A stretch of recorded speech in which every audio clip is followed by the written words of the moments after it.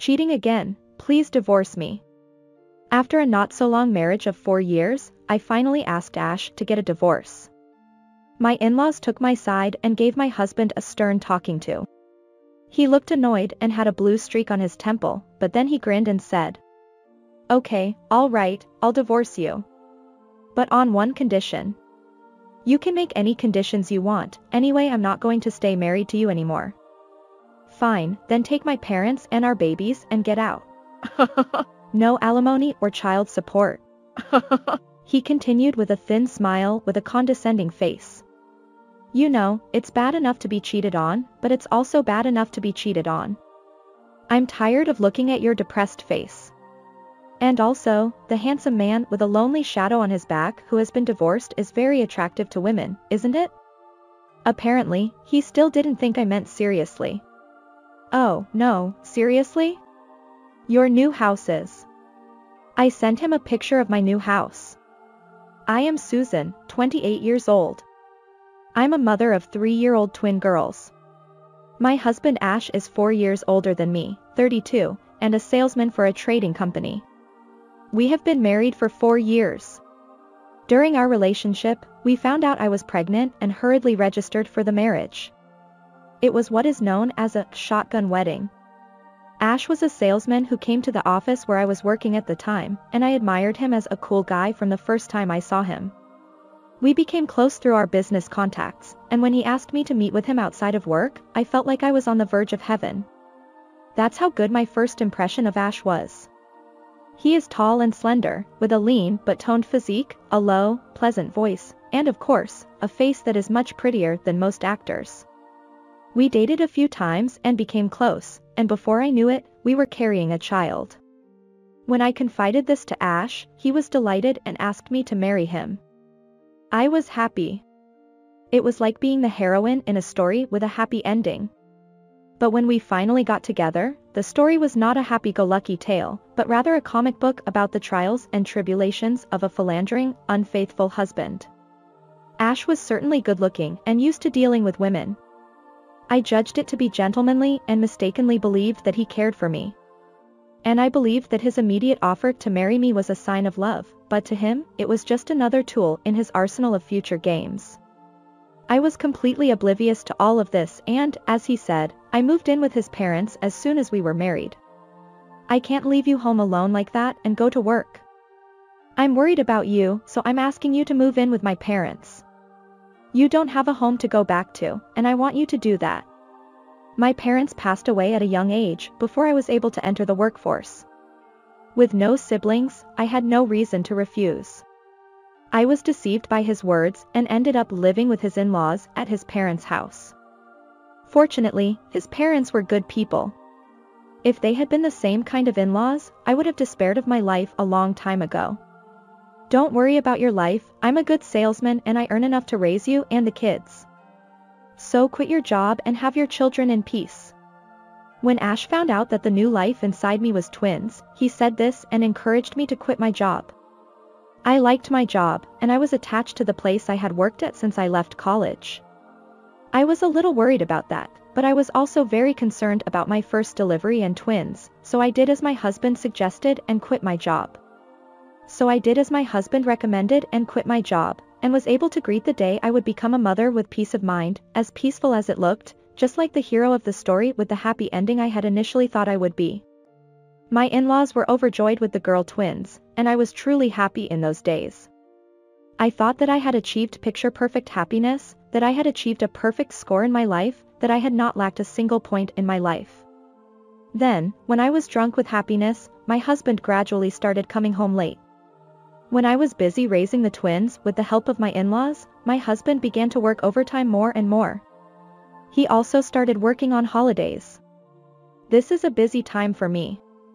Things will come up for the kids, won't they? If I refuse the company's request and get demoted, that would be a big problem. I hope you can get through this with the help of my parents. I'm counting on you." Ash put his hands on my shoulders and looked me firmly in the eye as he said this. And I thought to myself, my husband is doing his best, so I have to be a strong mother too. Raising twins was more difficult than I had imagined. Every night my babies would take turns asking for milk. When I put one down to sleep, the other would wake up and cry. Sometimes they just cried because they wanted to be held, even if their diapers were not wet and they were not hungry. I was already exhausted. If my in-laws had not been there, I would have collapsed, unable to sleep. But my in-laws were kind. Even my father-in-law, who told me that men did not do much childcare in his time, held his grandchildren in his arms and nursed them, albeit timidly, and told me to get as much rest as I could. I was grateful. In that sense, I was like the hero of a truly happy story. The only thing that left me with a hazy feeling was the fact that there was no prince or husband in the story at all, but that too was lost in the busyness of life, and before I knew it, I had grown accustomed to it. One day, however, a letter found in Ash's bag revealed something. It was a love letter from a woman to him. She wrote passionately about how wonderful their time together had been and how much she loved him. What does this mean? Ash was shown it and then made a disgusted face. Who is this prankster? He fluttered the paper and said it was a bad prank. Ash fluttered the letter and said, "It was a bad prank. Can I trust you?" I confirmed, and he looked displeased. You don't believe me? I feel bad that I'm working so hard to provide for my family. He became angry at me for saying that, and I hurriedly apologized. At the time, the way he was angry made it hard for me to believe that it was a lie. Now I can see that by getting angry at me like that, Ash was trying to keep me from saying anything more. But at the time I still believed him, and I was afraid that he would hate me by making me even more angry. One day my in-laws noticed that I wasn't feeling well. They both asked me if I had something to worry about, and I couldn't bear to tell them what had happened. As soon as they heard, the color of my in-laws' faces changed and they both bowed their heads and apologized. Susan, I'm sorry. Maybe it's true. Huh? What he told me, and it was a shocking revelation. Because of his good looks, Ash had always been dating lots of girls since high school, and it was normal for him to date several at the same time. These girls would come over to his house and sometimes start fistfights right in front of him. But none of them lasted long, and his parents thought he would just keep playing around and never get married. You can't imagine how happy we were to hear that he brought you to us as someone he wanted to marry and that you were even going to have a child. I thought you had finally calmed down. I felt my feelings had cooled off. I left the children with my in-laws and decided to have a talk with my husband. Of course, I want to believe you. But, you know, there are so many strange things. For example, the day I left for work on a holiday, there was a debit on my credit card from a theme park, or the day I came home at the stroke of midnight from working late, there was the smell of soap in the house. When I raised some of those things and asked him to tell me the truth, he laughed hysterically and said, "You shouldn't have cared about that. If you didn't know, you would have stayed happy for a long time too." As soon as I heard that, I felt the blood drain from my whole body. You're the only one who's married to me. Is that not good enough for you? Can't that be enough for you? How was I supposed to answer such a question? Perhaps it was because my husband had mentioned it once, but he revealed his true feelings one after another as if he had been damned. He got married because if he married one person, the person he was going out with, knowing that, would not press him to get married. I had no parents or relatives to deal with.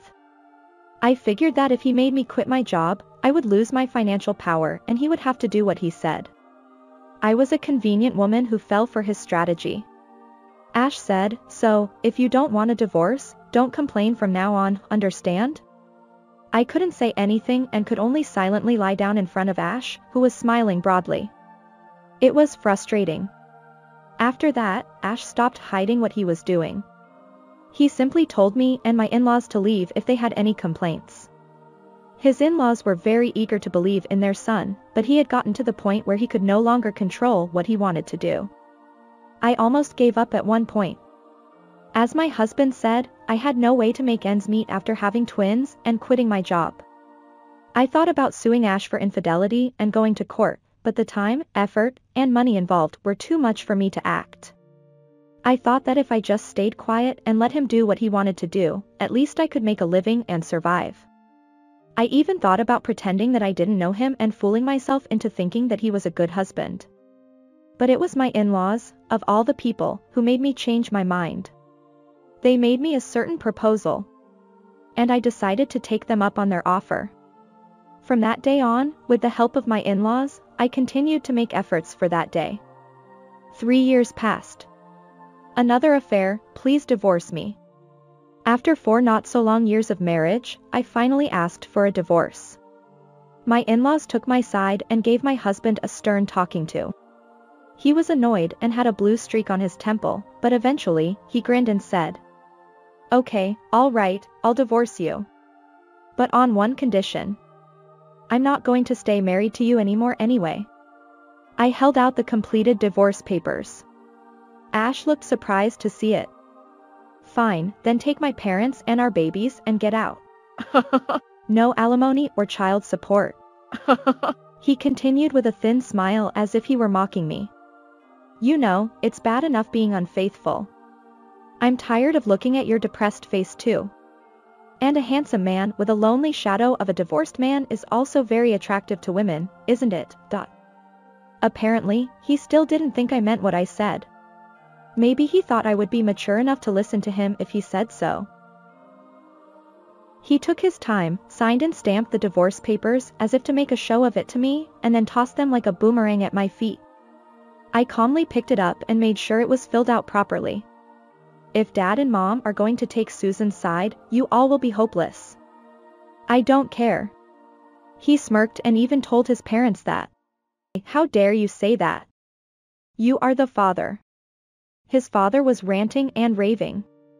"You know, I can have as many kids as I want. Especially without them, I'm not lacking in any way." He said these unbelievable words. "Susan, my son is over. I'm sorry. It's our fault for raising him like this." The mother-in-law lowered her head with tears in her eyes.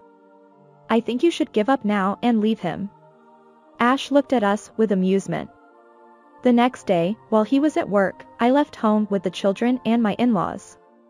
I also went to file our divorce papers with the city council. Things were going as planned.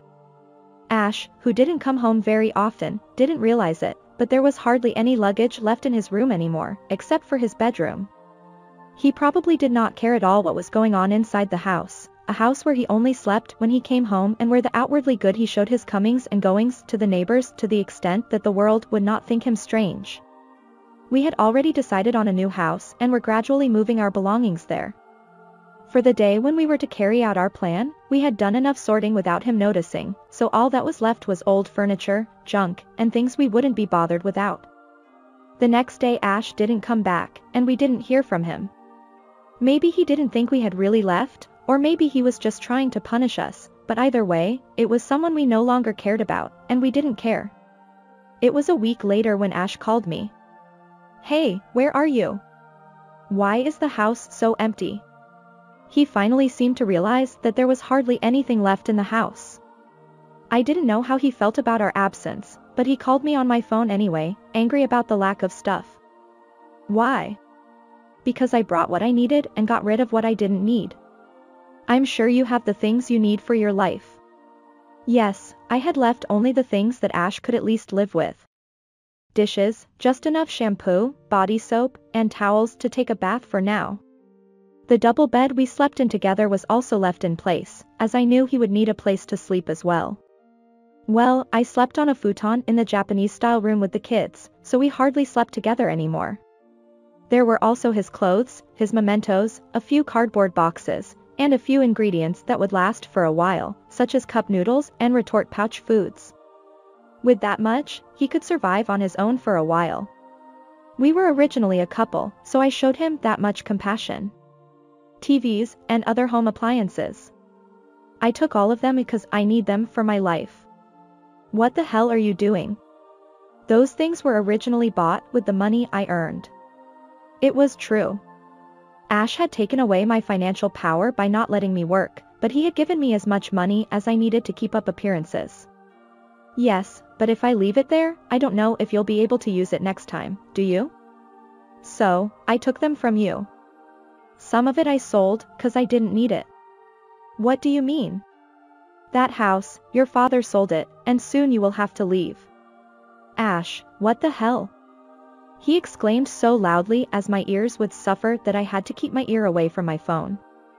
I politely explained to him. The house we had been living in was still in my father-in-law's name. That was why we were able to sell it without consulting Ash. So, you should look for another house as soon as possible, too. I've been packing up your stuff to make it easier for you to move, right? Screw you. I was serious. I had been planning with my in-laws for this day. Oh, yeah, and by the way, I think you'll be hearing from my lawyer soon. He's going to ask for alimony and child support for the kids. I said I wouldn't pay for those things, and you admitted it. Sure, you said that. But I didn't admit it, did I? Yeah, I said then that he could make whatever conditions he wanted, but I did not say at all that I would take those conditions. And, just so you know, I'm also demanding compensation from every single one of your affair partners. Don't be silly. I'm not going to pay for that. If you don't pay, you don't need to pay. But I will take you to court and you have to pay according to the court order. Around this point, it was about time he realized that I was serious. 3 years ago, when Ash admitted everything, stopped hiding his affair, and thought my in-laws were going along with it in silence, my in-laws made this suggestion to me. Susan, get a job. We'll take care of your kids. Yes, and when you are ready to be on your own, leave him and live with the kids. They said they would give me time for this. I took them at their word and started with a part-time job, and within 3 years I was able to get a full-time job. Ash, who was rarely home during that day and didn't come home much at night, was amusingly unaware that I was doing that. On the contrary, I made this suggestion to my in-laws. Please leave this house with me, and let's live together. They were hesitant at first, but after many conversations, my father-in-law decided to sell the house to move in with us. Then we put together a more detailed plan. The house would be sold. That money would be used to buy a new house and move in with my in-laws, myself, and my kids. Ash was a well-paid man, and he would get alimony and child support without reservation. Of course, I knew he would refuse to do that. But we had a mountain of evidence. We've been collecting that evidence for 3 years, of course. I don't know if you know this, but the alimony for cheating is 3 years from the time you know about infidelity. I've had to pay alimony to every known cheater since we got married. That's quite a sum. On the other end of the phone, Ash was silent, listening to my words. If you insist on not paying, I will contact your company and have them seize your wages. If you don't want me to do that, please pay me properly. Oh, yeah, and make sure you tell me where you're moving to, or I'll have to contact your company. Ash did not reply at all. Was he puzzled? Well, I thought to myself, even if I don't get your response, I'll make you pay what you owe. Hey. I suddenly heard his voice. What? Why don't we start over?